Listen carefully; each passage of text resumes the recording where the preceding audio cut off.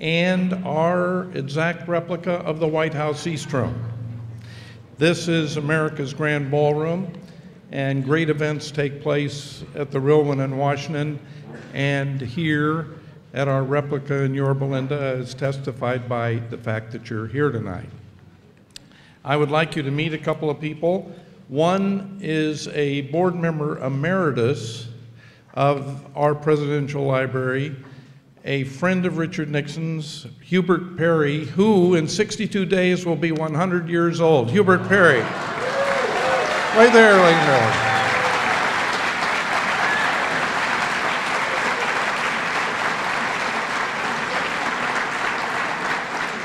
Hubert was football manager at Whittier College when Richard Nixon was playing football, or to hear Hubert tell it, when Richard Nixon was sitting on the bench. We have that bench, by the way, in this new exhibit. We really do. It's an interesting bench. Also, I'd like you to meet a great friend of the Nixon Library, the just retired Deputy Commanding General of the 1st Expeditionary Marine Force at Camp Pendleton, General Mel Speece. General.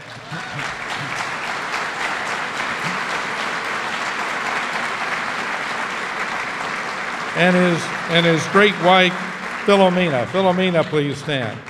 Thank you, General, for coming tonight. I'd also like to have you say hello to Bob Hastings, Director of Sales for Salem Communications in Los Angeles. Where are you, Bob? Please stand. Also, I'd like you to say hello to Brad Anderson, who is the General Manager for AM 590 The Answer. Where is he?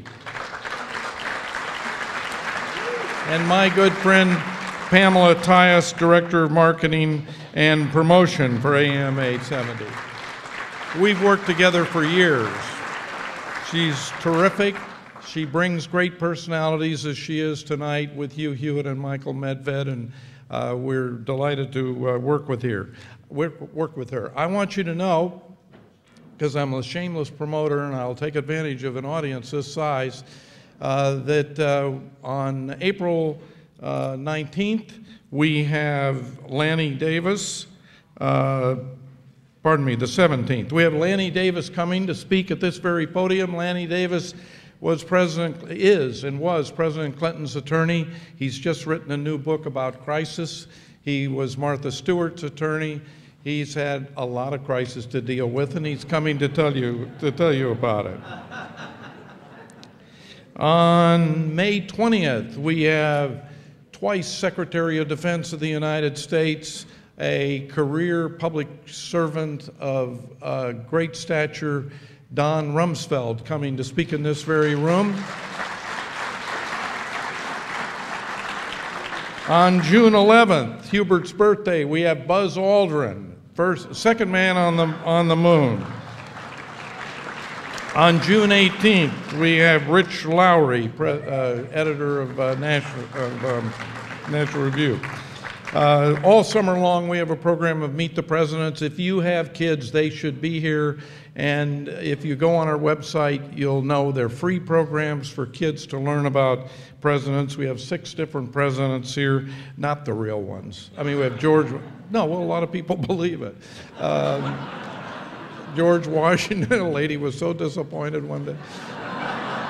Abraham Lincoln, Thomas Jefferson, Harry Truman, Teddy Roosevelt. President Nixon's younger brother Ed does his older brother Richard. And we have Pat Nixon, so that first ladies are represented as well. You can come to all of these and more events and know about them in advance and get a discount if you fill out this colorful free brochure that's available in our gift shop and become a member of the foundation. Find it in your heart to do so, please. You can start at $50. You can go up to $5,000. If you go to $5,000, I'll take you to dinner at Spago or something. Ladies and gentlemen, you don't want to hear any more from me, and I want to hear from the next fellow. He is a very popular, well-known radio personality of many years, one of the country's top radio personalities and impersonators, Brian Whitman.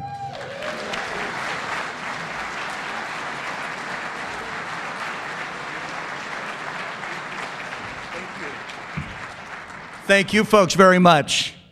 Welcome to Conservative Resurrection. Are you excited?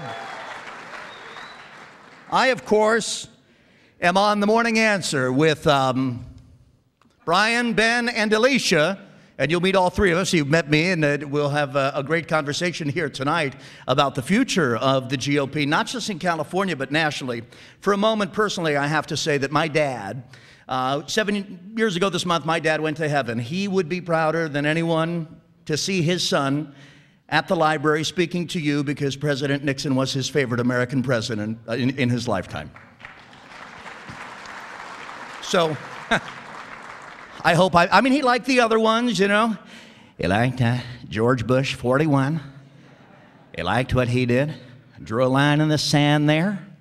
Got to be prudent about it, you know.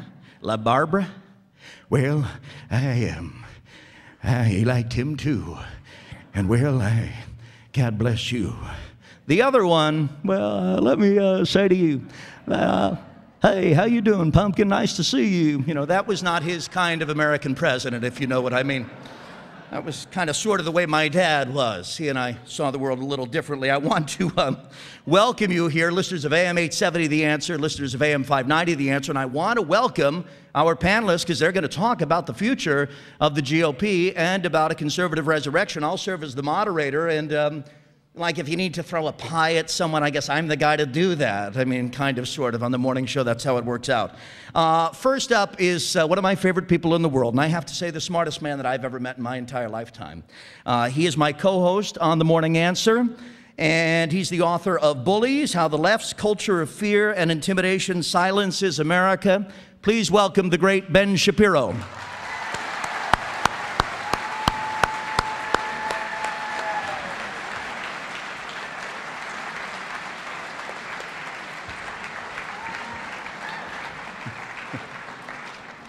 And now that you've met Ben, I want for a moment at least for our lovely new addition to The Morning Answer, Alicia Krause, to stand up and be acknowledged, who is doing a great job. And we're so happy to have Alicia with us in the morning. Next up is a man that you all know, a man that I listen to constantly, for real. From noon to 3, he is on The Answer every single day. And by the way, he's taking a listener tour. This is happening. He's going to Israel with listeners on June 24th. One couple that's here is already signed up to go on the tour. You guys want to raise your hands? We're going on the tour here? Oh, there they are. Okay, all right. Oh, there they are. Okay. So if you'd like to go to the tour, it's a tour to Israel, just go to michaelmedved.com and sign up. That gives you a clue as to who our second guest is, the great Michael Medved.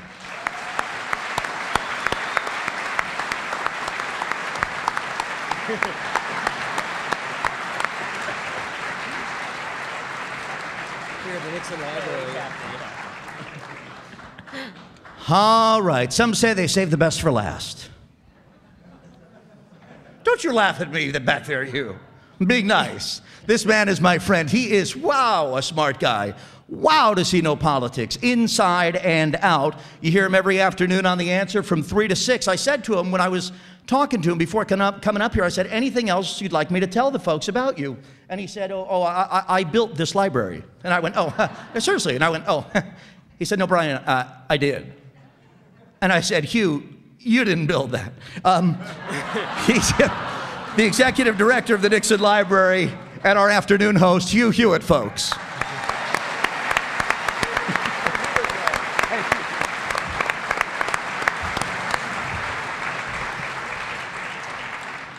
Well, we're going to have a great time tonight. I'm going to ask some questions. We do have some Q&A. Lots of you were kind enough to submit some questions before, and I've got them here in my pocket, and we'll get to those in a short bit.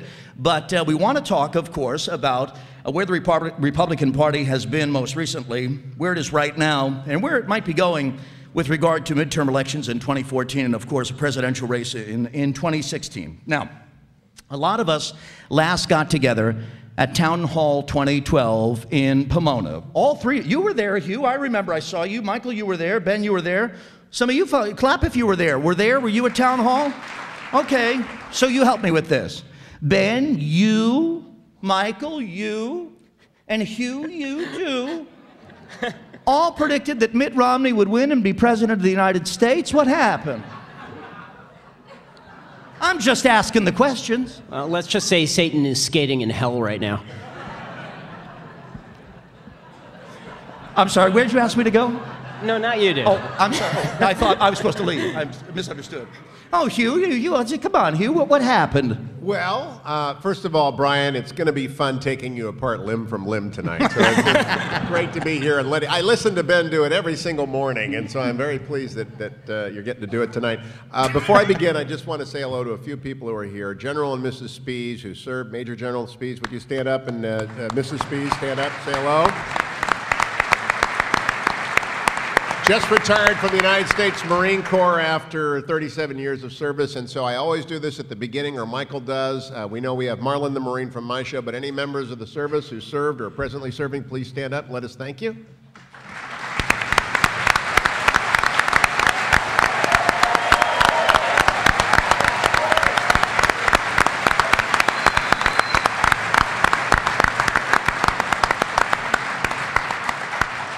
I'm also pleased to be here with Hubert Perry because, and I always joke, this is the house that Hugh built. I was the executive director, but Hubert and his board of directors at the Nixon Library really did make this wonderful facility possible. It's always great to be back.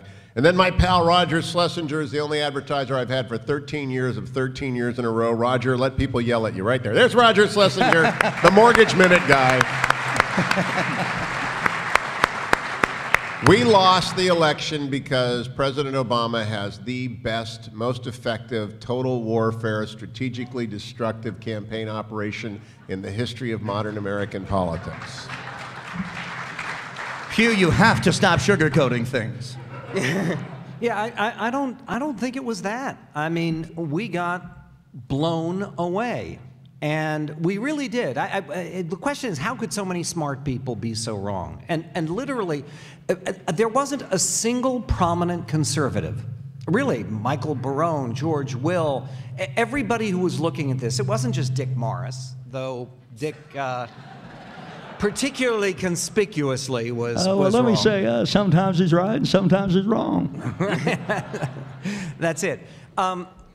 The most stunning thing in the exit polling, and there are a lot of stunning things in the exit polling, and my wife can tell you, I really do, even today, spend late nights going over this stuff and planning and using calculators and figuring it out, because it's really, it's an autopsy, and it's right there.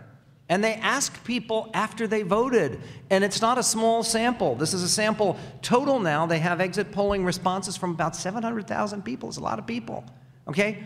So here is one of the things they asked people after the exit polling. They asked people, was Hurricane Sandy an important aspect an important factor in your decision of who to vote for president? 64% of Americans said it was an important factor. Okay, wait, it gets worse. They then asked, was it the most important factor?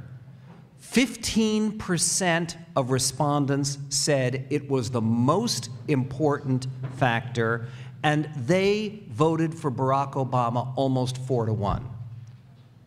And literally, this was in the last moments of the election. Benghazi was just gaining a certain amount of traction. Mitt Romney was gaining. The campaign, and I know this, I have good friends who were working there in Columbus. They were sky high. They had all the momentum. And it got blown away. Barack Obama won this election on one issue: compassion. He cared about people. And and first of all, it's such a foolish way to decide elections, but that's the way this one was decided. You know, I think that I agree with some of what both Hugh and Michael are saying. I mean, our grassroots game was not nearly as good as the Democrats' game. They had many more boots on the ground in key states like Ohio. All of our modeling was wrong. I mean, we were doing a lot of this at Breitbart, looking at the polling and saying that their polling data was skewed because they were undersampling Republicans and oversampling Democrats. And we were hoping that, you know, they should be taking into account, for example, 2010 numbers.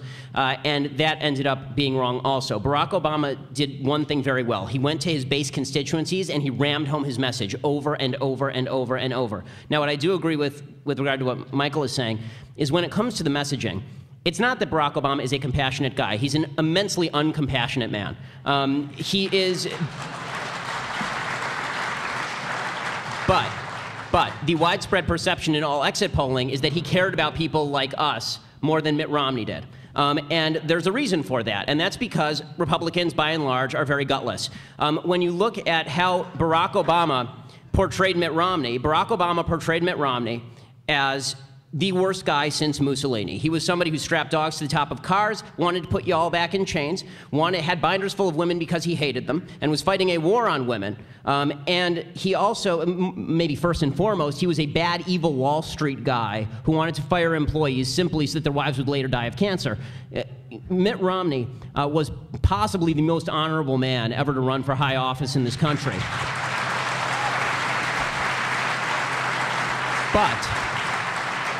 But it is that honorable nature that got him in trouble, because when it came to his portrayal of Barack Obama, by and large, and I know a lot of folks who were in the Romney campaign, they were portraying, and you could see it in Romney's portrayal. Romney was portraying Barack Obama as a really nice guy, good family man, good father, believed basically in the Constitution, believed basically in the Declaration of Independence, was the embodiment of the American dream, just wasn't very good at being president. So the exit polls showed that. The exit polls showed Americans didn't like Obama very much on policy. They didn't like Obama very much in terms of was he doing a good job, but they thought that he was a compassionate man, because who would you rather elect? Would you rather elect somebody who is compassionate but bad at his job, or would you rather elect Mussolini? I love it when you narrow down the choices, Ben, for us. It makes it very easy. For me, it makes it very easy. I want to add one thing for a second, my friend. One thing. If you're under 30, would you stand up in this audience? If you're under 30 years old. The other reason we lost this election is because of the audience here tonight. I'm glad you're 30-year-old. We have very few people. One of the reasons I'm so glad you're listening to KRLA 870 is because in the morning, Ben and his new co-host, and I'm going to get up and do something that is unplanned and unprovoked, Alicia Krause is under 30, and she's going to change the face of radio. Why did we lose the election, Alicia? Because it was cooler to vote for Obama, and unfortunately, mine and Ben's generation does not really care about our future children. I'm pregnant, so I can say that now. Thank you. And the messaging, and you brought up a good point as well. I have friends on the Romney campaign, and they were just frustrated with the never-ending bureaucracy and the typical old white men at the GOP and the RNC specifically that they felt were holding them back from getting across that Romney was in fact the better candidate, and they were unable to do that.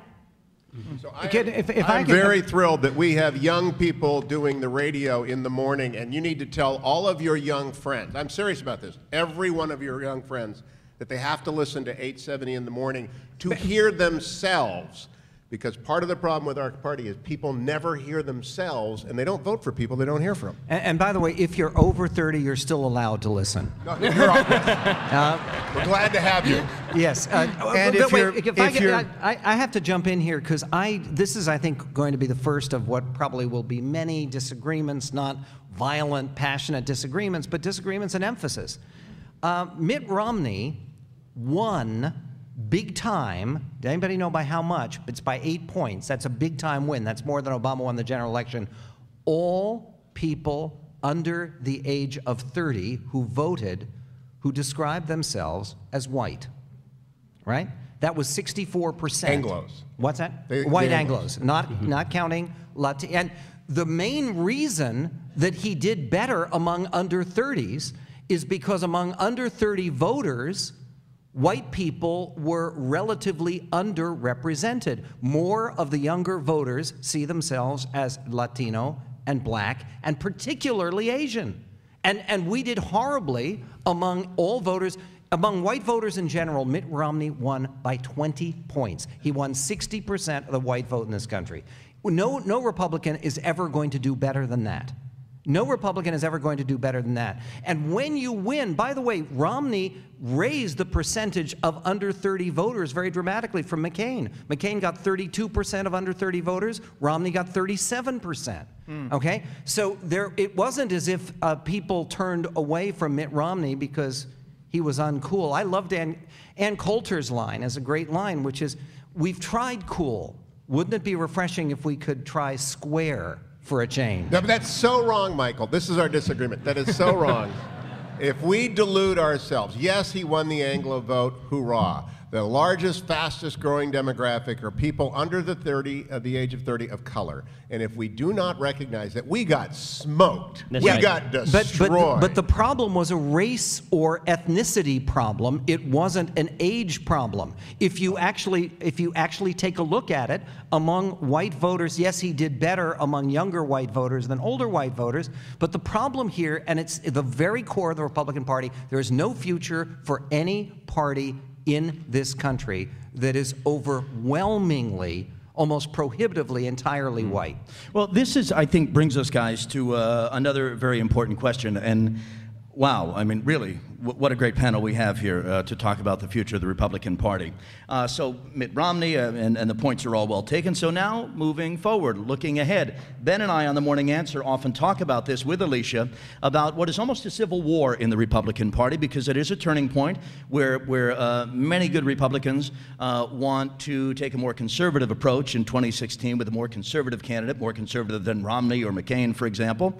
And others seem to like the model of Romney, who didn't do so terribly, and of Senator McCain. So as we approach not just 2014 but 2016, will the Republican Party be moving to the right or toward the center, and what's the healthier move? We'll start with Ben. Well, I mean, in terms of what's the healthier move, the model over the last 80 years has been that when Republicans lose, they move to the left. And when Democrats lose, they also move to the left. And so the entire country moves to the left.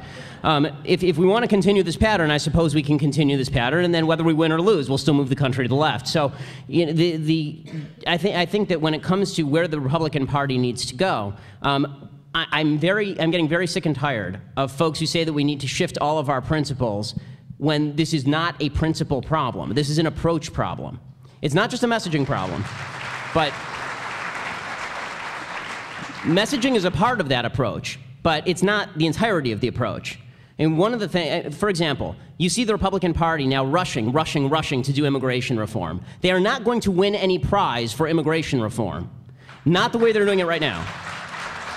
Plus, Obama doesn't want to pass immigration reform. He's using it as a political football to win in 2014. The minute that immigration reform is actually passed, if it were actually to be taken off the table, he can no longer use immigration as a baton to wield against Republicans among Hispanics.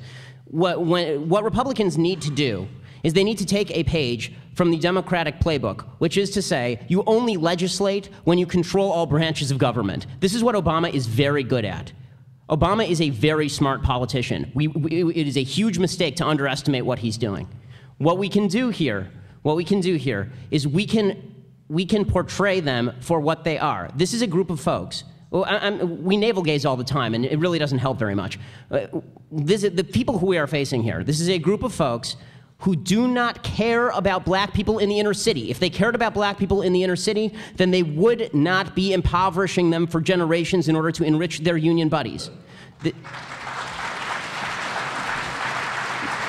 Now, it's not going to be enough just to say that. We're going to have to go in and materially change people's lives. People who grow up in South Los Angeles, I mean, I'm familiar with LA because I'm from LA. People who grow up in South Los Angeles, if you take them and you take them on a tour of like Beverly Hills and you say, you know, one day you can own that house, they'll look at you and they'll call you a liar and they'll be right. You are a liar. The reason you're a liar is because they're in a crappy public school, paid for by your tax dollars, going to union pension funds. The only way that they will ever turn conservative is to be dependent on capitalism. This country has shifted so far to the left. There are a lot of people, generations of people, who have never even experienced the realities of capitalism. That's going to take a concerted effort. I think that it's a mistake to think that we are conservatives, because the question is, what exactly are we conserving in places like California? We are the people who have to be changing things.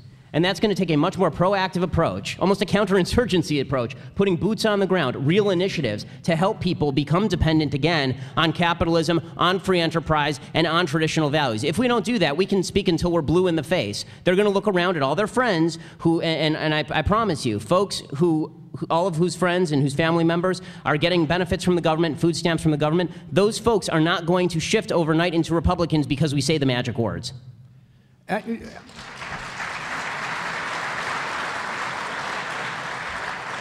I do think that one of the things that Ben suggests is that we have too much emphasis on ideology. And by the way, I think this whole idea that there is a civil war in the Republican Party is not true. I don't see it. In other words, Brian said there's some people who think we need another candidate in the model of John McCain and Mitt Romney. Who is that? I don't know anybody like that. Mitt Romney and John McCain both lost. And both of them had very, very severe challenges as candidates. For one thing, they were both too old. Okay? And it's hard for me to say because, well... Michael, may I... I'm not running. May I briefly... Sure. Because you questioned the premise of the question. I'd say to you respectfully, they call us in the morning, there are Republicans who do believe that Republicans would have greater success in national elections with more moderate Republican candidates. Those are called seminar callers, Brian. Those are not real callers. There are no callers who believe that. And look, it's the Republican Party nominating these folks. No, but first of all, the Republican Party didn't get together in a room and say, okay, we're going to choose John McCain. John McCain won that primary because he was running against a rock-ribbed, solid conservative named Mitt Romney. Right? He was running against Mitt Romney and Mike Huckabee. That's how John McCain won that particular nomination. The truth of the matter is, yeah, we need better candidates and we need better messaging. And part of that messaging has to be to recognize that the American people are not eager to vote for the most left-wing candidate or the most right-wing candidate or the most moderate candidate. What the American people respond to, and I think, Ben, you were very close to hitting it, is reform. The thing that the government is broken, it is corrupt, things don't work. Look at Sacramento, for God's sake. I mean, and look at Albany in New York. I mean, about half the legislature is in the process of being indicted in New York State, and that's Republicans and Democrats alike. We need reform, and the candidate and the party that most clearly articulates the idea of cleaning house, and it probably will be a young candidate, is going to be the one who prevails next time. And I'm going to dissent from both of them. Let me speak up for shallow. I am in favor of shallow answers to everything political, and that means something... I knew I liked you, Hugh. Honestly, Alicia, I'm thinking to myself, Brian's always wrong and Ben's always serious. You have a lot of work to do in the morning. We have got to start realizing that most Americans are not us. They don't make up their mind on politics because they come to events like this and read.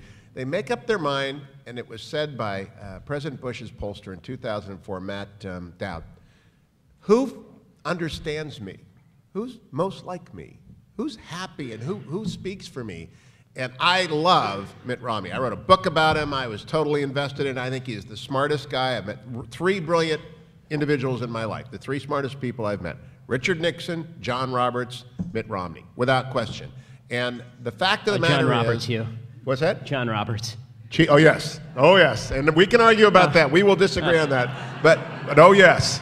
And there's even going to be a silver lining to Obamacare decision. We'll come to that. But we really need to work on what Alicia said. It's the cool factor. And we have absolutely the worst, just the inability to connect with people. It's as though they go in a back room and decide, how do we divorce ourselves from most Americans in the last 6 weeks of the election?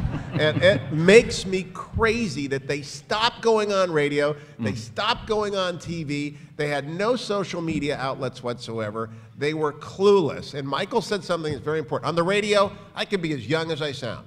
On television, there's a reason that they're changing all the anchors over to 40 and under. And there's a reason why every time they go on, they tell you their Twitter feed, they tell you their Facebook feed, because it's a new world, and Ben and Alicia's people, and Brian's sort of the middle rung between Michael and myself. And you know, I must say, sometimes I do wake up at 4:15, I look in the mirror, and I say, why are you going in there, Brian? So Hugh Hewitt is good. I'm 40 years old. Well, I'm sorry, you're not 30. And That's right. By the way, he said under 30, over 30, you can vote in Chicago. Vote 5 times under 30, lower Dead. 30. Vote, just vote. No, but look, if I may, Hugh, I know I want you to finish. Go ahead. Nope. And we want to get to gay marriage because that's a big one. If I could ask for an answer that's one name or one word, right now, 2013, which person is the National Republican Party's standard bearer? You can't ask for that, because that is the sort of question media asks, and the Republicans have to say, that's the wrong question, because we don't know who that's going to be, because it's 3.5 years of Obama disaster between now and then. Who's the party's leader? The party's leader right now is Reince Priebus. I'm speaking to the RNC tomorrow night at Fox Studio. There is no leader other than the chairman of the national. We have lots of opinion shapers. We have a lot of people to listen to. There are a lot of people who are inspiring, like Marco Rubio, Rand Paul, Chris Christie, Paul Ryan. I can name a lot of people, but there is no leader. They have to fight for that. And the great thing here is you asked for one name. I'll give you three. The three names are the three Democrats who are going to be fighting for their nomination. They are 69-year-old Hillary Rodham Clinton, 74-year-old Joe Biden, and 72-year-old John Forbes Kerry. And by the way, if people here don't know that Kerry is running, he's running. That's He's interesting. in. That is the first time I've heard someone say that, but you're absolutely right. No, Kerry is running. He's staffing up. I know Really? he has hired people His to plan his entire campaign. face is sliding off. Folks, I'm certainly not here to make fun of anyone, but the man's face is sliding like a mountain in the Palisades. Thank Something God needs to you're be done funny, about because the you're boat never dock. right, but that was funny. I mean, sorry, Michael. No. In terms of the Republican leadership, I would say this: the highest level of enthusiasm for anyone among the grassroots is clearly with Rand at this point. And I don't say that, with a whole heart, because I don't know where Rand stands on foreign policy. But the drone filibuster was a big winner for him. And if you're looking if the cool factor matters, you're really only talking about two guys, Rand and Marco. Those are really the only two who have any sort of cool factor to them. And I think that in terms of the grassroots, they like Christie Rand. has cool. I don't know Yes, that Christie... he does. Oh, don't do that. That is so wrong. You people should just wake up if your state's been hit by an earthquake, all right? If California falls into the sea and Barack Obama wants to come out here, Hugh. I'm going to put my arm around him, because Oh, at that this is- point, yes, I am. Hugh, okay. Yes, I am. Sorry, you're Guys, wrong. Oh, no. Chris Christie is a great American. He did a great thing. He did not lose the Is he election. a great American in terms of size or in terms of stature? No, he is a great American. As I said, Hugh, as I was going to say a moment ago, you said Ann Coulter said we've tried cool. Let's try square. Try round, folks. It's possible. Try it. Try it. Listen, So this if- brings me to my question for Michael Medved. Yeah, Michael. if Chris Christie can mobilize every American who's 30 pounds overweight or more, he wins every state. He wins California. Let's pause on Christie. Let's pause Yes. on Christie. A week before Sandy hit, Chris Christie called me from Lordstown. And in Lordstown, which is next to Warren, Ohio, where I grew up, the home of the great state Buckeyes, and General Spee's from Illinois, and that's too bad that they never beat the Buckeyes. But the Buckeyes have a steel town heart. And Chris Christie went into a union town and went to the GM line, and he speaks their language. He is incredible, incredible charisma. And if you're mad at him because of 1 week when he's an emotional guy, you got to get over that. That's really, really I totally dumb. disagree. Okay, let me. My problem with Chris Christie is, first of all, I'm thrilled that he's cruising to re-election as governor of New Jersey. It's a great thing. I wouldn't say cruising and Chris Christie in the same sentence. I'd say he's slowly making his way. He's rolling his way to a. I'm just an idiot, folks. That's what I am. To a landslide victory. You can use any kinds of puns that you want, but he's going to do very well. He's going to have a big win, and he deserves it. He's been a good governor. However, as governor of New Jersey, he has demonstrated why he should never be president of the United States. And the reason he should never be president of the United States is because he's too emotional. Yep. And you cannot have somebody like that who has grudges. I mean, again, we're here in the Nixon library. Careful. I'm afraid, That would be Michael, I don't wrong, understand what you Michael. mean. Yes. And again, President Nixon was in many ways such a great American, such a great leader, and he, by the way, did control his temper. Do you think publicly? that- Chris Christie does not, and that's not a good thing for a politician. It's part of what ruined John McCain's candidacy. So Chris Christie, you think sincerely has trouble handling his emotions? I do. I think Chris Christie has been eaten by the ego monster, which is the only thing he himself has not eaten. But but Michael, what you're saying is North Korea launches a bomb and he's home eating a pint of Haagen-Dazs because he can't handle it. well, No, I'm not. No, what I'm saying is, first of all, have they launched anything yet today? Is that? I last checked, no. We're looking out the window waiting. But here's the problem for me with Chris Christie. He is clearly someone who is trying to play to the love of the media, and it reminds me a lot of John McCain in his incarnation in the early 2000s. And when you look at Chris Christie, the reason that he went and hugged Obama was not to get federal dollars, because Andrew Cuomo was going to get federal dollars too. The reason that he hugged Barack Obama is because Cory Booker was thinking about running for governor of New Jersey at the time. Cory Booker is a very popular black mayor of Newark, and he wanted to hug the most prominent black politician in America. So he hugged. No. Alicia, did you live in Jersey? Do you like Christie? I'm telling you, this is bad. How many of you like Chris Christie? Would you raise your hand if you're Chris Christie people?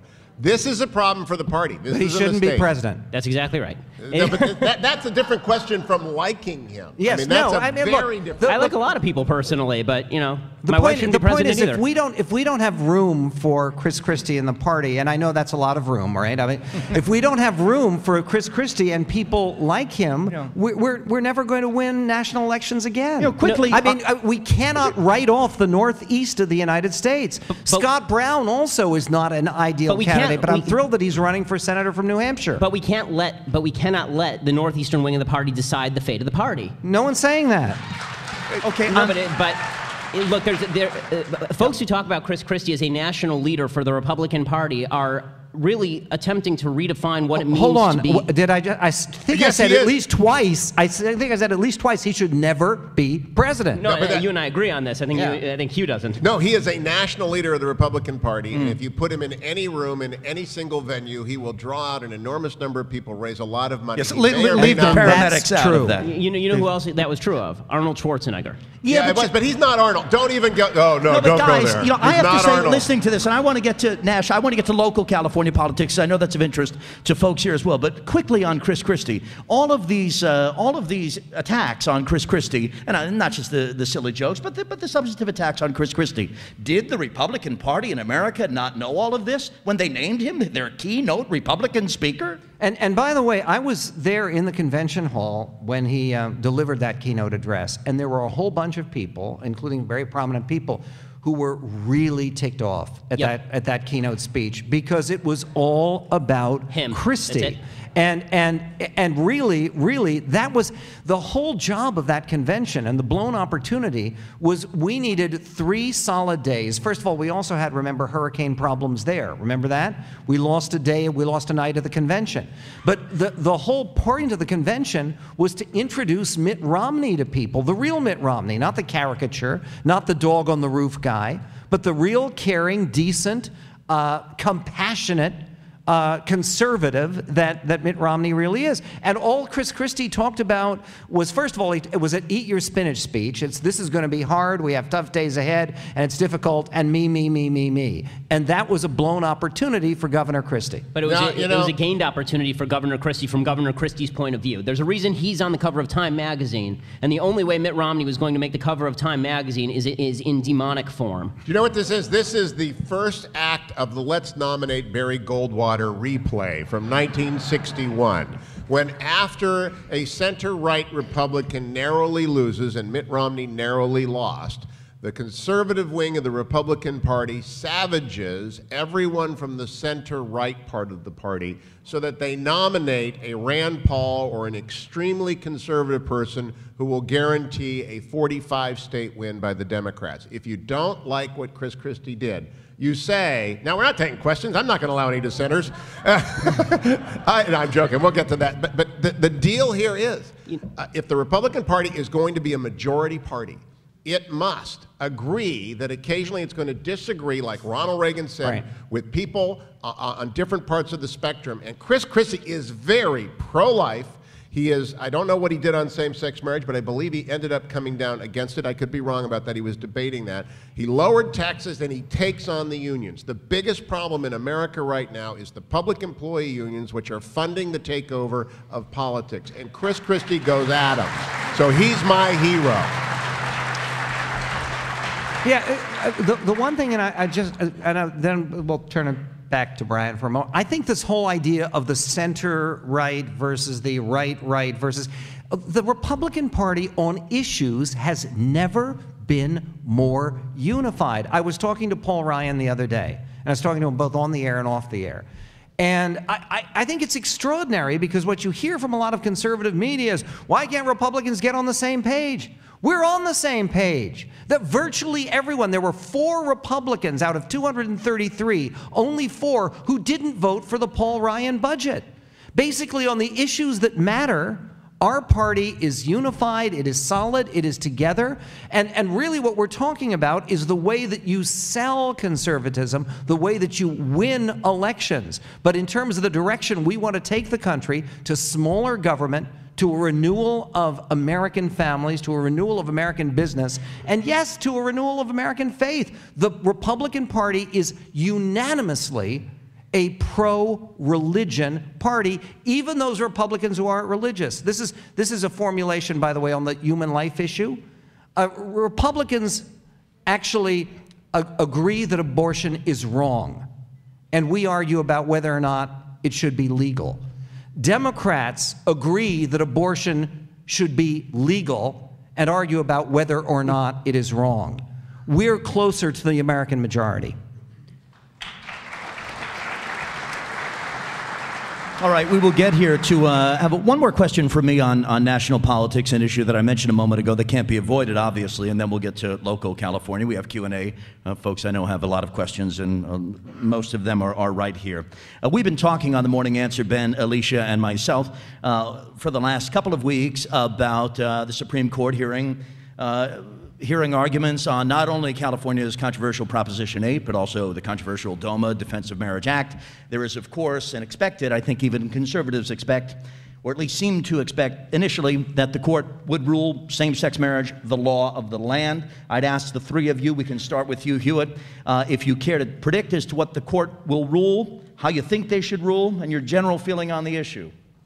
Let me go in reverse order. As many of you know, I'm quite handy with tools, but I don't know how to do anything, actually, but I know that there are such things as weight-bearing walls in buildings, and that if you take down weight-bearing walls, the building might not collapse immediately or for a period of time, but over time, if you damage or in any way alter weight-bearing walls, you risk the structure.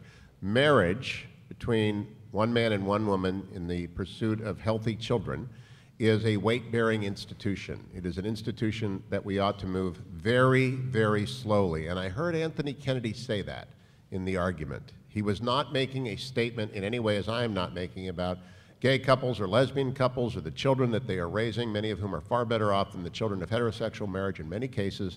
But the institution itself is a weight-bearing wall of Western civilization. And we're punching holes in it willy-nilly, and we're punching a lot of holes in it. Divorce is a hole that we punch in it.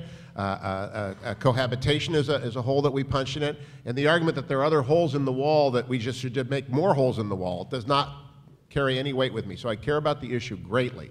I believe we will win the Prop 8 case because the district court judge in San Francisco, or Sacramento, San Francisco obviously had an axe to grind. He conducted a farce of a trial, which I'll let Ben comment on as another constitutional lawyer. Michael is another extraordinarily smart lawyer.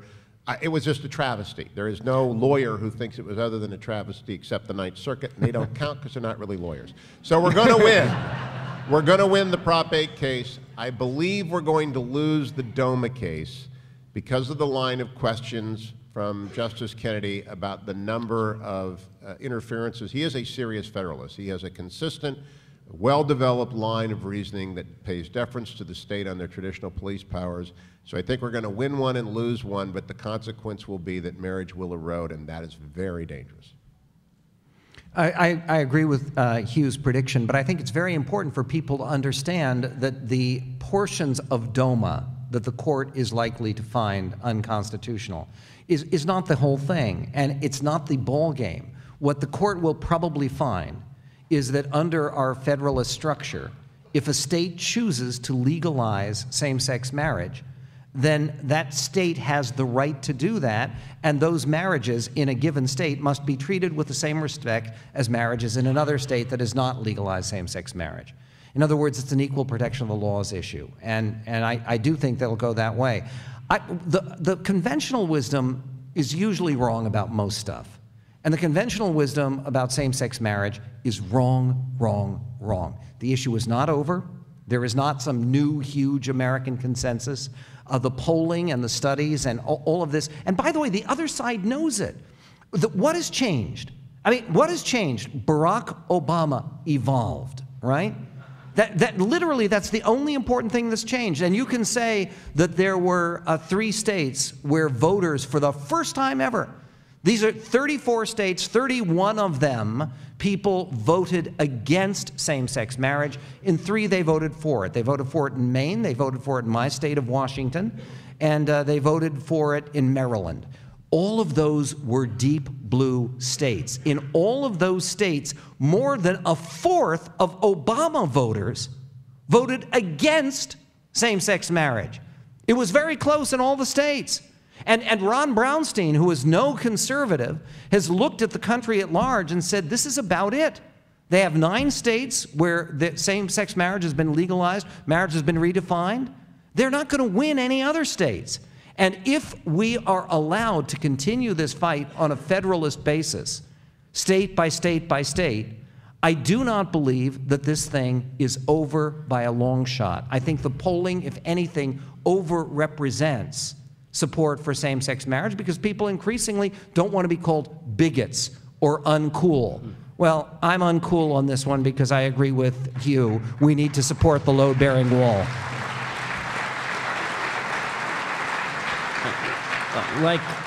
Like Hugh and Michael, I'm a big supporter, obviously, of traditional marriage and don't believe that same-sex marriage ought to be enshrined into law by the state. However, I am significantly less sanguine on this issue as a political matter than either of you guys are. I don't know virtually anyone under the age of 30 who believes that same-sex marriage should be elevated in law above homosexual marriage.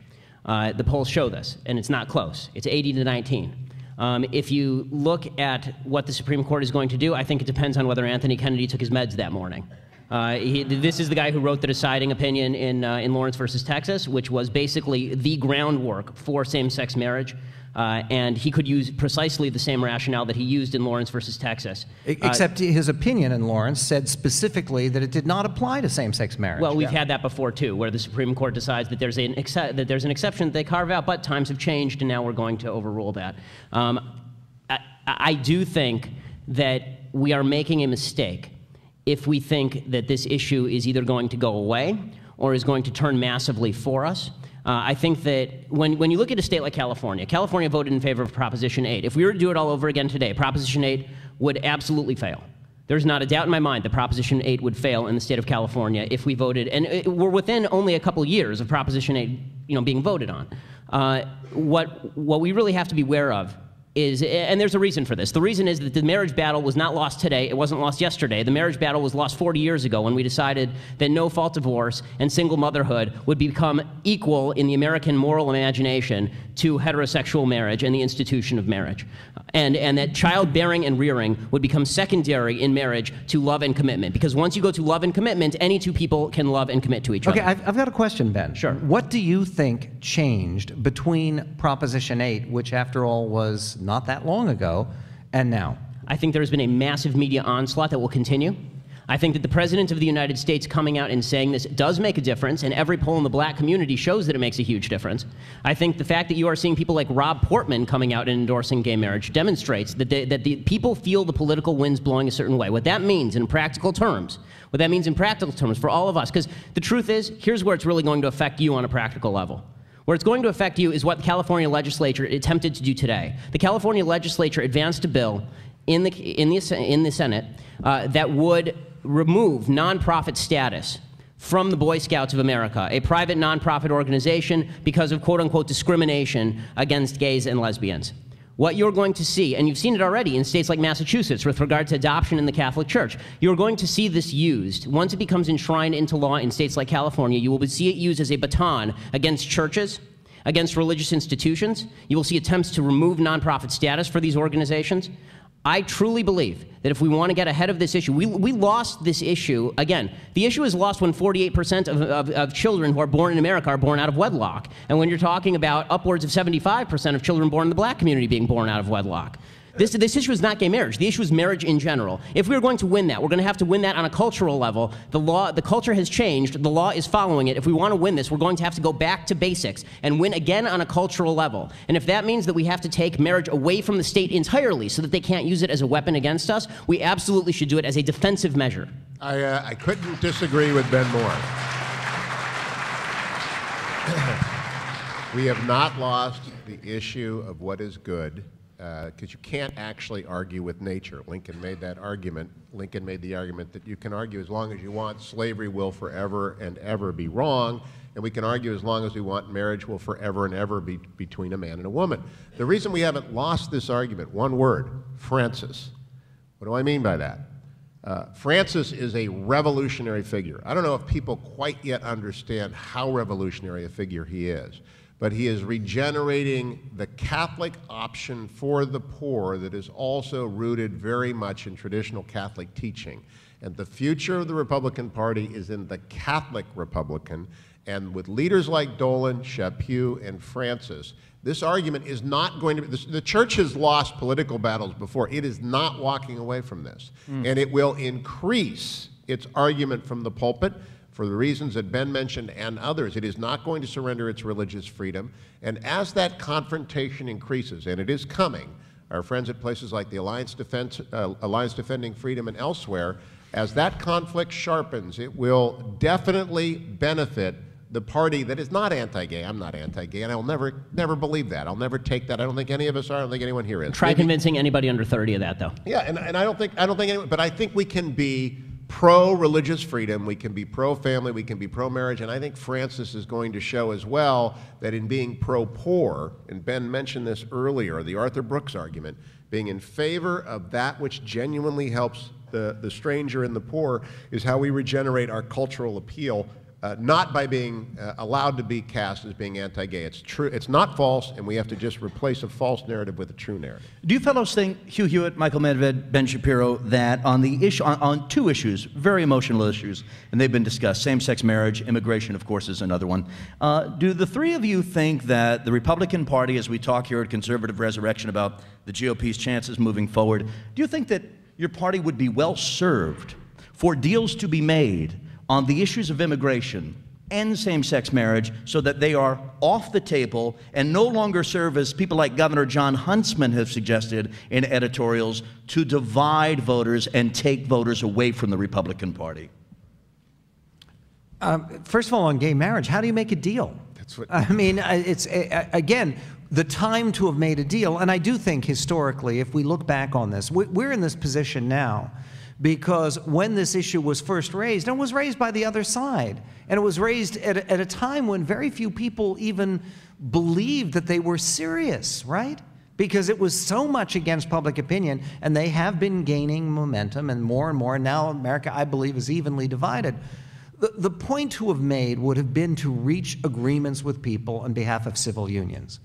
Because if you authorize civil unions, you take away this whole argument about rights and about persecution. What you're talking about now is recognizing that the union of a male and a female is more consequential to society and to nature than any union involving two people of the same sex.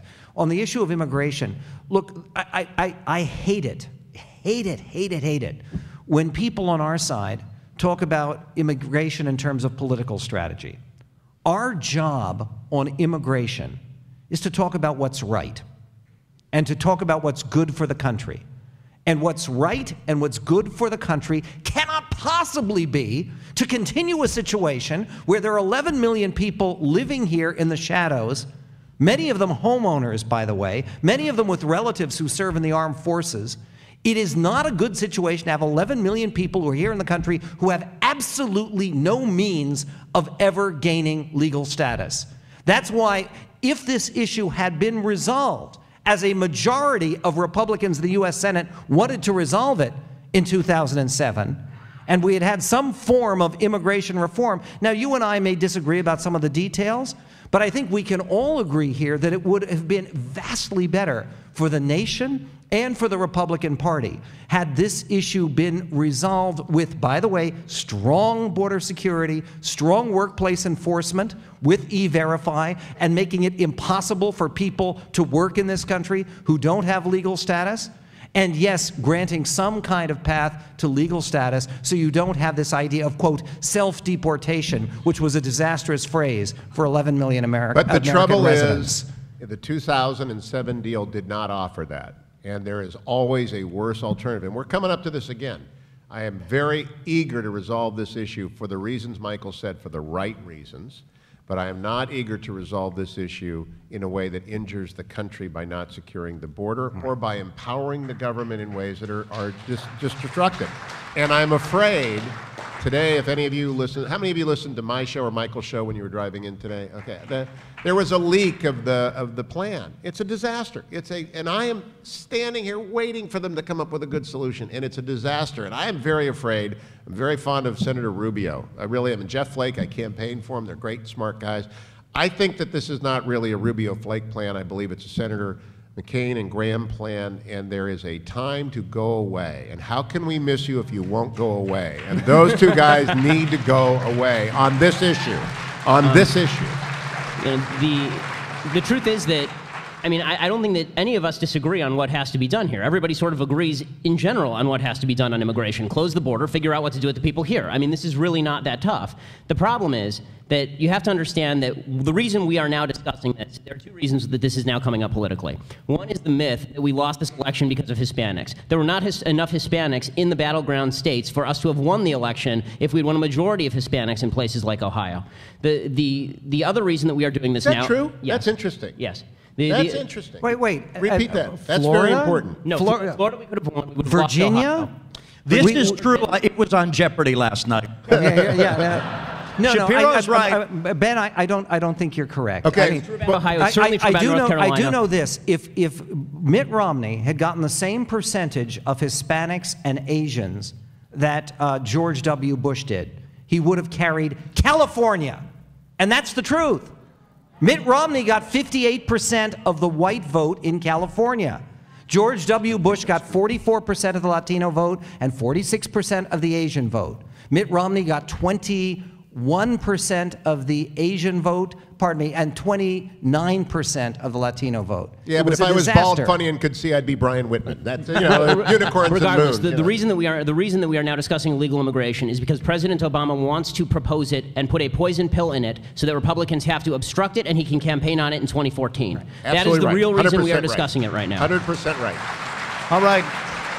So, you know what illegal immigration is? It's like the horror movie where you say, don't open the door, and they open the door anyway, and that's what we're doing. It's the same shtick we do over and over and over. Whenever we lose an election or something goes poorly, we go back to illegal immigration the same way that every second-term president goes back to Palestinians in Israel and goes, oh, now I'm going to solve it. Okay, I disagree completely with that. You were talking about real people and real lives, and many of them are people who are known to people in this room. Some of them may be even related by marriage or otherwise to people in this room. It is not acceptable. It is not acceptable to continue talking about this when you are talking about real, live Americans. And to take the position that people who have lived here in some cases for 20 years and more, who have paid taxes. I don't think anybody's saying that, though. Nobody's saying that. I mean, but we all agree you're on saying the policy. don't talk about illegal immigration. No, what I'm saying Don't is fall don't into do the trap. anything about it. No, don't fall into the trap. No, What's the trap? The trap Not is doing border security. That's exactly it. The trap is everyone wants border security. Not true. At least The in Gang of our Eight party. does not. It's not The Gang true. of Well, Eight look, does let me, not. if I may for a moment, and I know it's an emotional issue.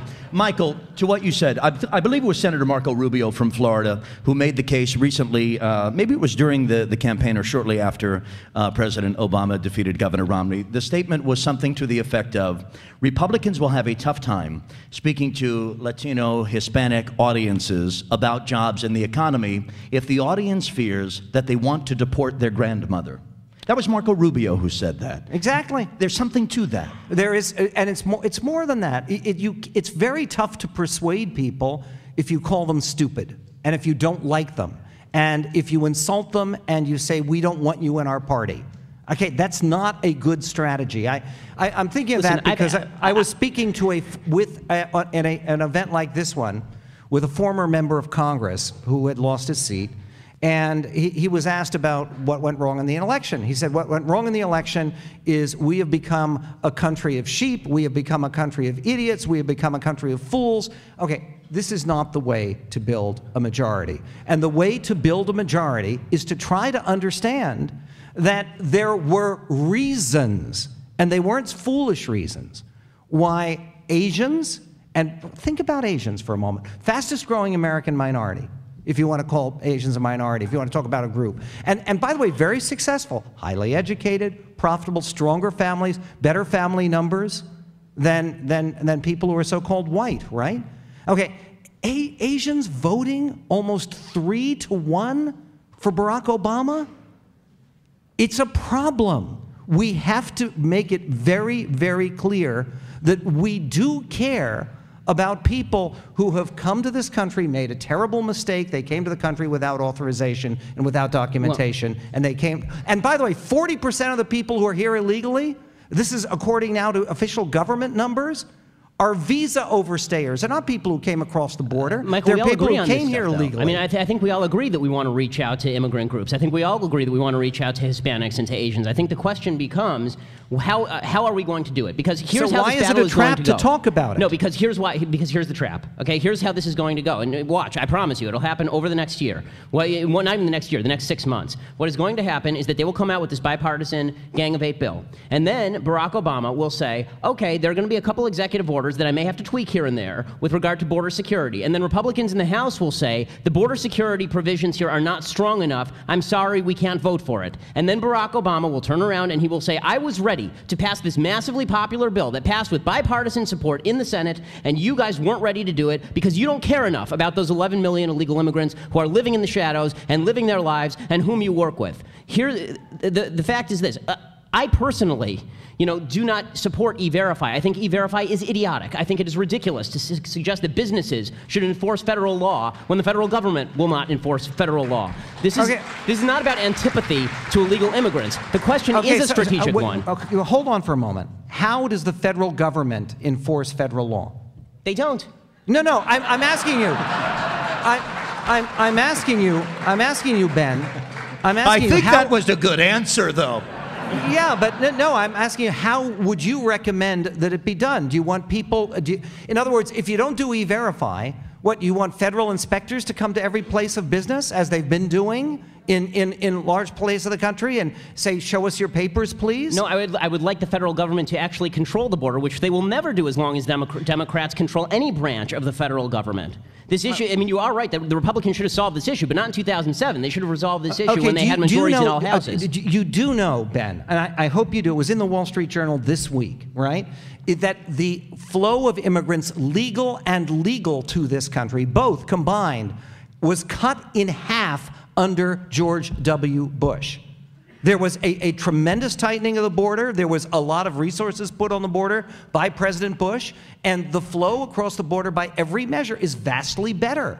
But Michael, do we have an illegal immigration problem? The room has 3 chandeliers. It's true, and it's beside the point. The point is that Ben set up a political trap into which we are going because we will not accept a border security-less compromise. And what came out of the Gang of 8 is no border security. So we won't accept it. Hugh, tell me the better strategy, please. The better strategy is right now for Marco Rubio to walk away from the deal with Jeff Flake and say, I tried. All they had to do was build 1,000 miles of wall, and I tried. And they will not. This president will not defend the border, and I will not be a parcel to leaving the country's security in the hands of an understaffed, unmotivated, completely inadequate to the task border patrol or visa system. They're not serious. It's not about the 14 million who are here. It is about the 1,000 who are not and want to come here. And until and unless we argue that from the beginning in a way that is, look, we're bad at this. The Republicans should have passed a bill in the first month of January out of the House that said exactly that. But Senator Rubio needs to walk away from a bill without border security. Okay, It's the trap. so help me on this for a moment. Let's say that happens, all right? How is Ben's scenario not equally likely or more likely that Barack Obama turns around and says, we wanted to reform the immigration system, we wanted to fix a broken system, the Republicans wouldn't cooperate. He would use it just exactly as he would under Ben's scenario. Okay, get him in the crossfire, Ben. Go ahead. Okay, here's the. Yeah, you go get him, Ben. Here's the you let reason- him talk to you like that. No, Hey, we work together. Now, here's the reason it's different. Because Obama, just like the mainstream media, likes to. He has been dying to use the facade of bipartisan support for anything he does to pretend that he is not a partisan guy.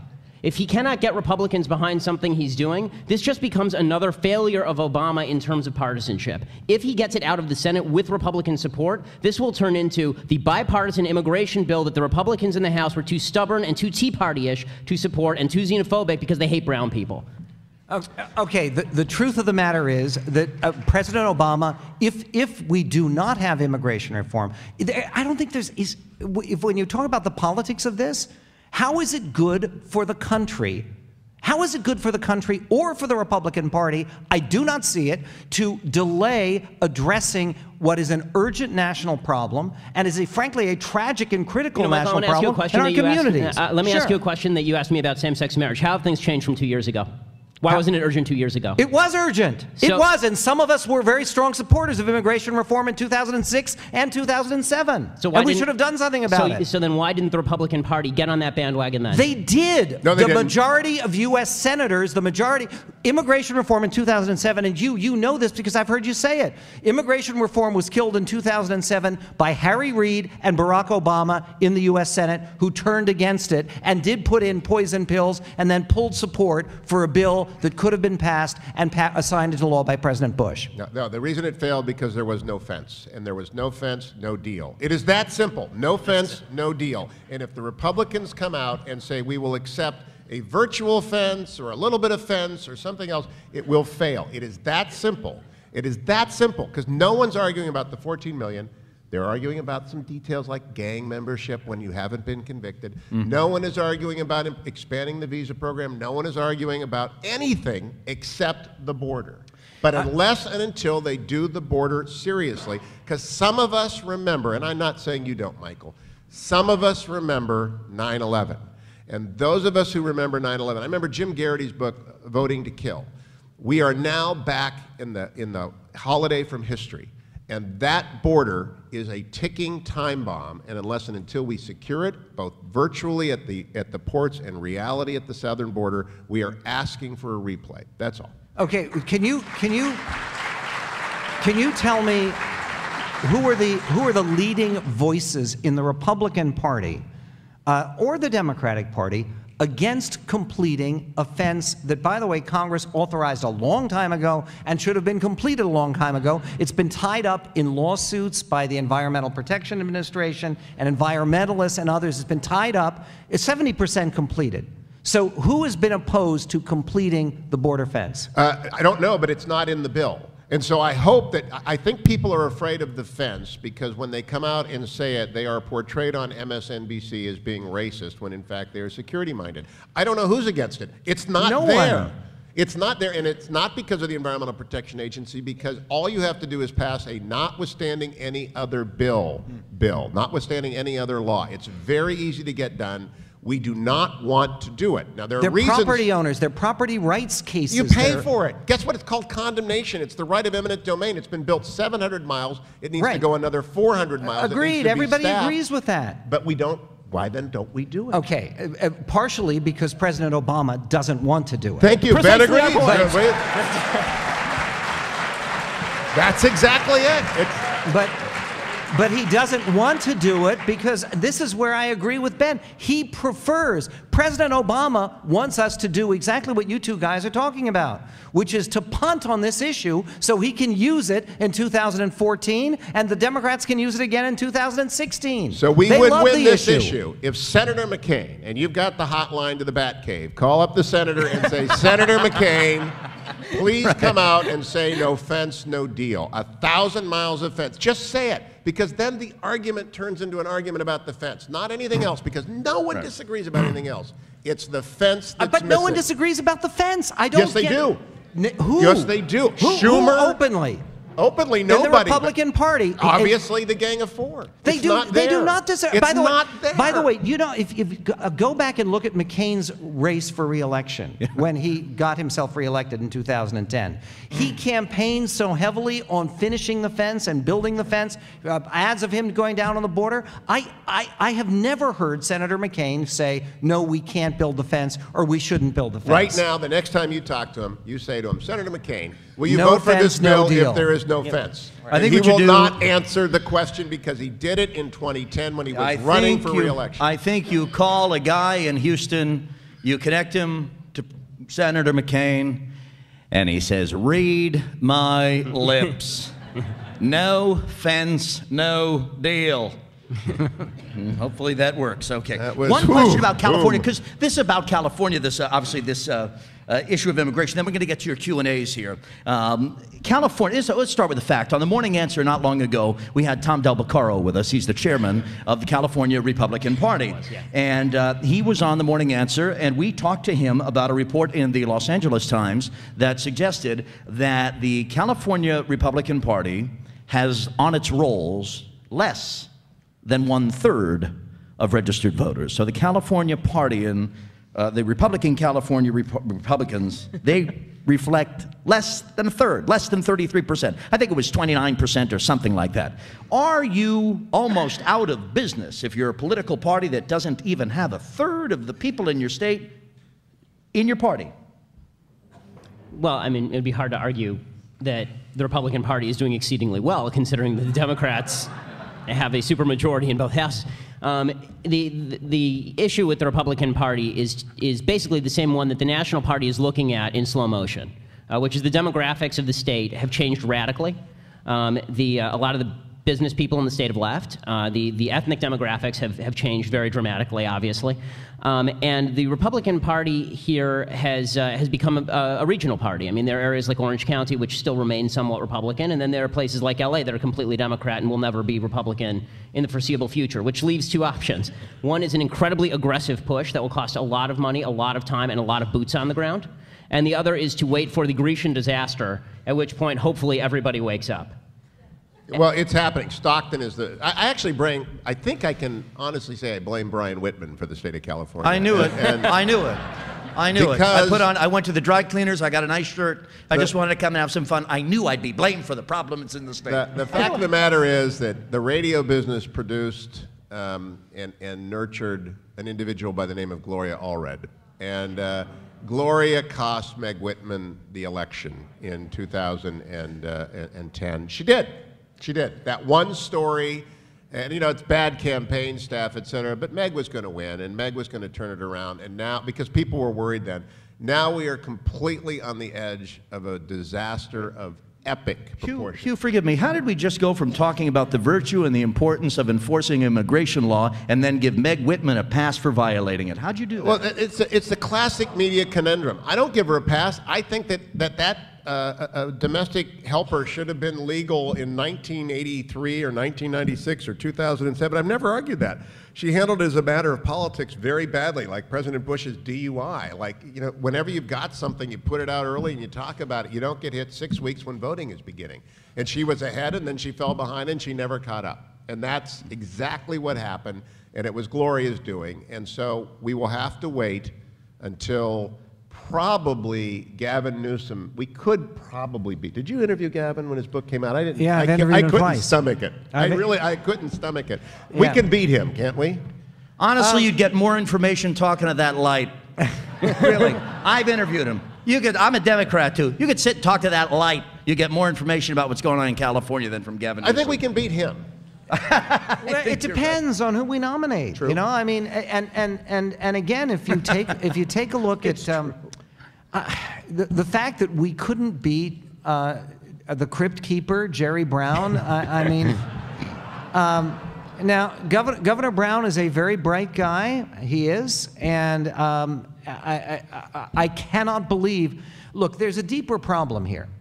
And the deeper problem, and it's honest, I've spent a great deal of time trying to figure out, and I don't understand it. How did people vote so decisively to increase taxes? The one thing that you could count on, even in this state. Yeah, I lived here for 20 years. And you could count on very reliably, at least people are going to vote against high taxes. I'm Proposition 13. Well, because they don't think it's them and it's for the children. And Right. those were the two pitches. But teacher unions aren't enough people to explain the whole thing. The point is we have to win that argument, and that is the core argument. If people really believe that the way to solve all of the huge problems that the people of California face, that the way to solve that is to increase taxes on the rich or increase taxes on anybody. If people believe that, you're not going to win elections. Let me add what I spent the weekend in Colorado because I'm being wooed to move to Colorado, and I never ever thought I could get the fetching Mrs. Hewitt to leave her home state. I never did, and after the election, she said to me, you know, it might be time to go. Because not because of taxes, but because the Democratic legislature took over everything, and it's going to get really ugly here. However, I was talking with General and Mrs. Spies on the show tonight. They're actually thinking about buying a house in California, which is just, to me, the triumph of hope over experience. Roger is a great patriot, and I know people want him to go to work for him, and that's great reason. And I know Roger Schlesinger gets calls every day from people who are buying houses in California. And I just don't know who in their right mind is buying property in California, houses, because they're going to repeal Prop 13. Yeah. It is going to be repealed. So, Hugh, what you're saying is I made a horrible, horrible error in judgment. You did, and so did Alicia. Made a horrible error in moving. I was talking to Ed Hoffman, who's here from WCC Wholesale Capital Corporation, about mortgages just before we all got together, and he says business is great. So they want to get here. So Well, here I they don't come. understand. I'll tell honestly, I think that there is one area of hope, and that is that there's been a bit of a self-fulfilling prophecy with regard to the Republican Party in California. We've told ourselves that we're dead so many times that people who are Republicans actually believe that we're dead. And the proof is in the pudding. If you look at the LA mayor's race, the turnout in the primaries was abysmal. It was like 14%. Right? Kevin James, who's the Republican in that race, won about 40,000 votes. The leader in the clubhouse was Eric Garcetti, who won somewhere in the order of 95,000 votes. That's not a whole lot of votes. Yeah. You know, in fact, Michael can answer this.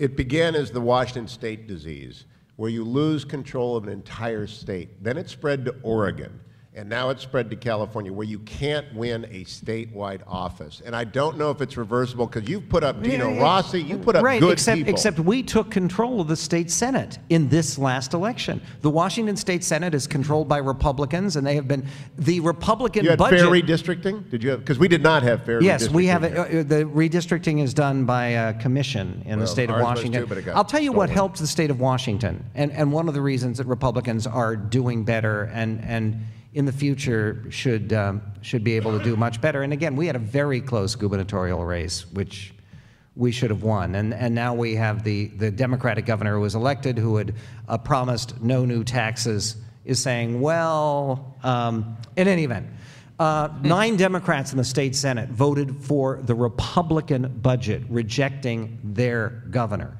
And that's a good sign. Okay, the one thing that we changed in Washington that you have changed here in California that I believe will work for the long-term resurrection of the Republican Party, and it's a big factor, is the top 2 primary. And what the top 2 primary means is that you really do have the possibility of the strongest Republican candidate actually for the general election emerging. Because the way you have it now, it's no registered voters, it's no you can only vote in one primary or the other primary. Everybody votes together, and the top 2 vote getters get into the general election.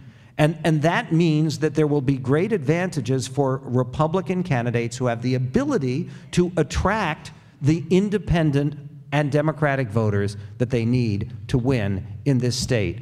It wasn't that long ago that a guy named Pete Wilson, say what you will about him, Pete Wilson won the governorship decisively 2 times against tough opponents both times. And the truth of the matter is that, yes, the demographics have changed in the state, but I think part of what has happened is people do not like ideological parties in the United States. It's very, very clear. Reagan won in this state, and Reagan won across the country as a practical problem solver who actually believed in governing, not in simply taking ideological positions and in purging other people from the party. Reagan chose as his running mate George H.W. Bush twice, and before that, remember when he ran in '76, he picked Richard Schweiker of Pennsylvania, who was the most liberal Republican in the U.S. Senate at the time. We got to go in the Wayback Machine to 1994, and I love Pete Wilson. I met the Fetching Mrs. Hewitt at a Pete Wilson fundraiser, and I still see Pete twice a year. He's a great American, great Marine. And Pete ran on Prop 187, which was an anti-Latino proposition, which I opposed up and down the state with about one other Republican. It permanently damaged our standing in Latino population. So Pete was a moderate, except when it came time for re-election, and he broke the brand. We have some questions here now for our Q&A portion. These are questions written by folks who are here. And again, thank you all for coming to Conservative Resurrection. Jerry in Villa Park. If you don't put, if your last name's there, I'll give your last name. Jerry's last name is not there. And it's a question for all of you. We'll start with Ben, and you can each take it. Which do you prefer? It's on guns. Which do you prefer? A teacher in a classroom with a gun, an armed security guard in the school with a gun, or any trained student with a gun? And by trained student, I assume he means student trained to use a firearm. I don't like doing this by category because, as we've seen, you have ex-police officers like Chris Dorner with a gun. You've seen teachers who should never have had guns, and you've certainly seen students who should never have had guns. My feeling is that if you are qualified to use a gun and you have and you are a sane and rational human being, then you have not only every right to have a gun, you have every right to carry a gun under the law. I think that the attempt to kind of categorize people into groups, I generally oppose it, whether it's racial or whether it's by age. I oppose it here, whether it's when it's by occupation too. I mean, we've seen ex-members of the military who are the people who really, are best and brightest, and you see members of the military who, misuse guns. So it's a question. It's always the same question: how do you keep guns out of the hands of bad people and keep them in the hands of good and responsible people? But is there not one of those groups best fit no, to because carry a firearm? No, because I don't think that you can judge by group. I think you have to judge by individual.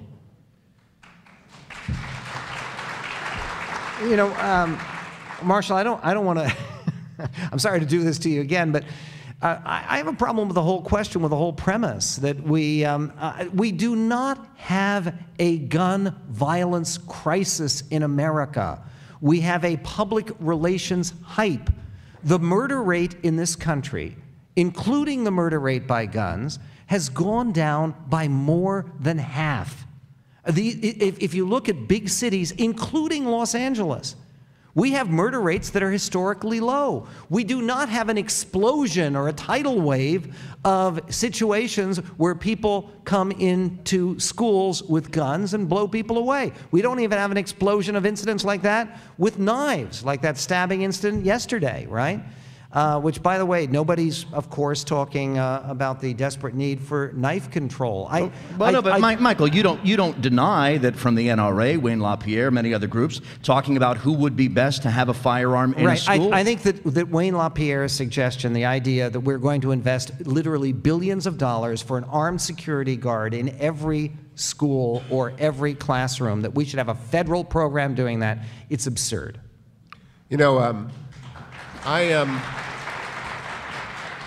I know I'm old enough to be Ben's father because Ben's father is here and he was born one day after me. Ben's father, where are you, Ben Shapiro's father? I want to see him. Welcome, it's good to have you here. And I point that out for this reason.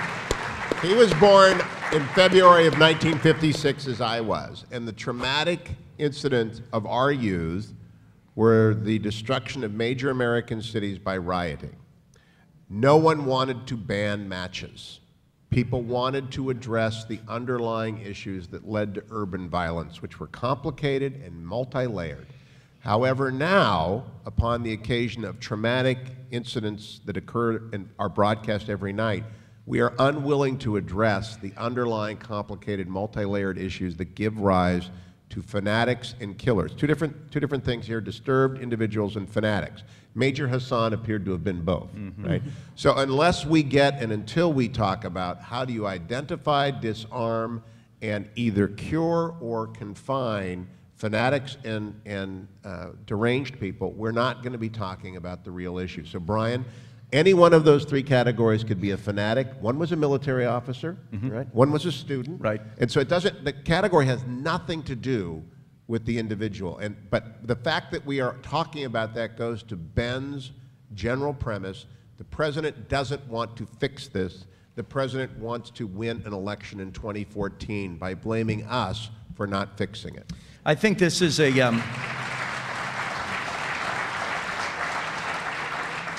I think this is a perfect question to be the final Q&A question tonight, because our panel discussion, of course, is called Conservative Resurrection, and it's all about the future of conservatism and the Republican Party, which we all acknowledge are not always the same thing, are in fact two different things.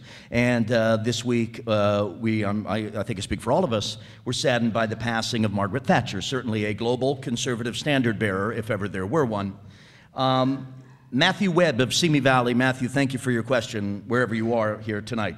He asks, and this is for the panel, so you guys all want to take a quick shot at it. We can start with Michael, and here we go. He writes, looking back to Ronald Reagan and Margaret Thatcher, he writes, they led on governmental and economic conservatism, not social conservatism. Is this a strategy that should be used today? Well, I mean, it's not completely true about Reagan. No, it isn't not true at all. Yeah. So, yeah. So I mean, Consensus. Look at that. Simply not true. So I mean, if you want to talk about what made Reagan Reagan, what made Thatcher Thatcher, I mean, both the gentlemen on my left would be better qualified to answer that, since Reagan left office when I was 4 and Thatcher left office when I was 6. You know, but one morning on the radio, you and I were talking one Yes. morning on the radio, and maybe it was off the air. And by the way, you should hear what happens off the air. It's wild. I think I asked you if you thought Ronald Reagan, where he would stand on this same-sex marriage issue, and I don't think you had a definite answer on it. Well, I mean, no, I And think if he were- Reagan would stand with the rest of the party on the same-sex marriage issue. He was, I mean, the truth is, he was personally very gay-friendly, especially for the time. He was the first president to host a gay couple at the White House. But he was also he was a very strong proponent of traditional values. I mean, when he wasn't the evil empire speech, was it the evangelical breakfast, correct? It was lunch. It was a Christian event. He was very. Every year sent a message. He didn't go personally, but he would send a video message to the March for Life. He did sign, when he was governor of California, the legalized abortion law in California in 1967, and then very soon thereafter kept referring to that as the biggest mistake of his life. And President Reagan, there is no question that one of the reasons that President Reagan won the nomination and won the presidency in 1980 was because he was fervently, unequivocally pro-life.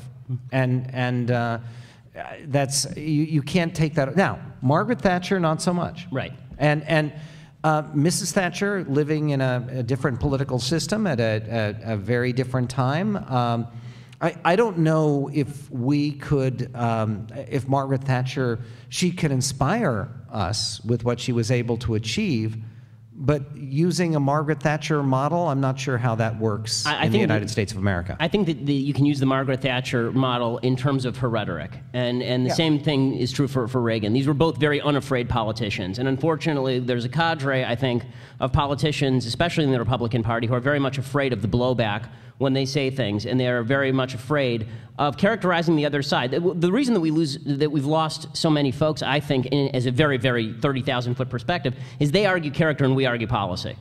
They argue that we're bad human beings, and we argue that their policies are ineffective. And I'll tell you why it's important that we continue to argue that way. We totally disagree on this. We do totally.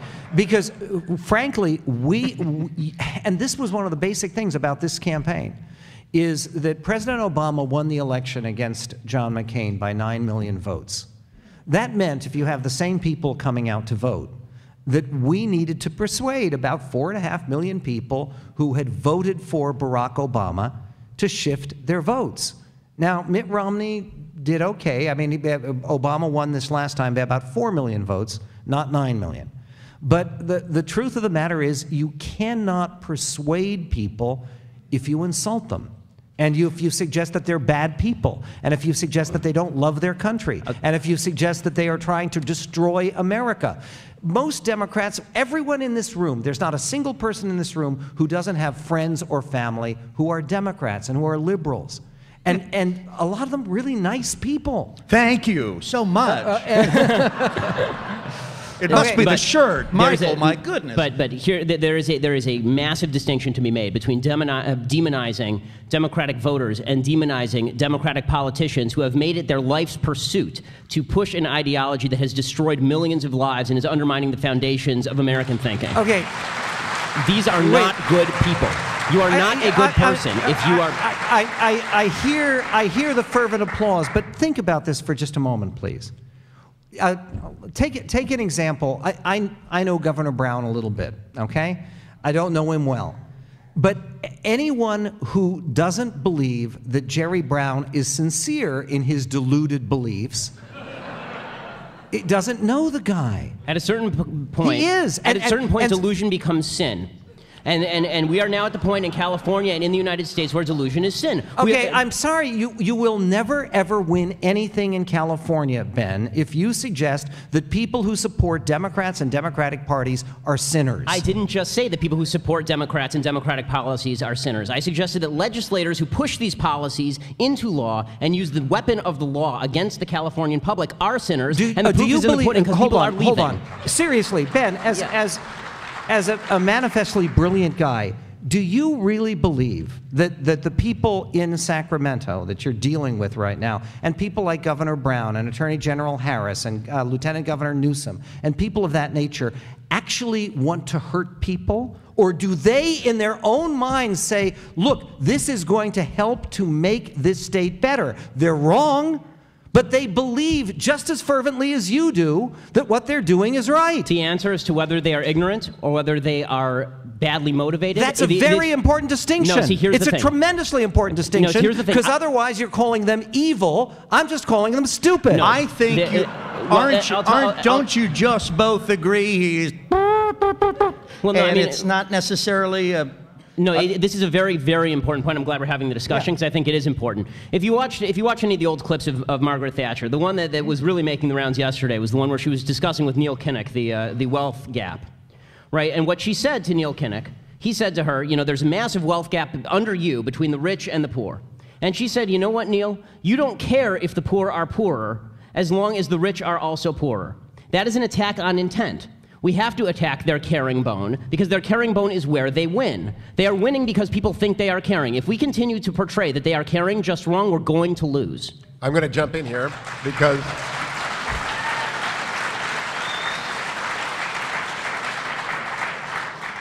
Jerry Brown is married to Ann Gust. Ann is a very dear and old friend of mine from law school. She was in my study group. Ann's a wonderful person. There's a difference between rotten and wrong. Ann is wrong. She's not rotten. She's wonderful. She's just wrong. And I think it's very important to always say there's a difference between rotten and wrong. But I wanted to go back to Thatcher because it leads us to a place I always like to make sure we get to. There are three things that Margaret Thatcher is remembered for saying and one that she's remembered for doing, I think, the most, at least in my mind. She's remembered for saying no, no, no, no, no to the European Union in a famous exchange which I played today when I was talking about the immigration deal. She is remembered for saying that this lady is not for turning, and she is remembered for saying now is not the time to go wobbly George. She was resolve and purposefulness, courage personified. And the thing I remember her the most for, and many people will say Falklands, no, it's when they blew up the hotel, when the IRA tried to kill her. And the next day she showed up and they went on time. She was remarkably courageous. And the good news about the country is, and I was talking about this on the show today with General Spies, is we have a generation of people who have been to the war and have come back.